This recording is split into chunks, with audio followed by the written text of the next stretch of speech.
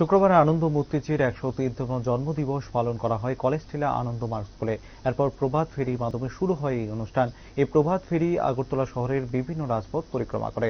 সংবাদ মাধ্যমের মুখোমুখি হয়ে আনন্দ মার্গ স্কুলের অধ্যক্ষ বলেন, শ্রী শ্রী আনন্দ মূর্তির ১০৩তম জন্মতিথি উপলক্ষে সারাদিন ব্যাপী আনন্দ মার্গ স্কুলে চলবে কীর্তন এবং নারায়ণ সেবা। এদিন এই অনুষ্ঠান ঘিরে ভক্তদের মধ্যে ব্যাপক উৎসাহ উদ্দীপনা পরিলক্ষিত হয়।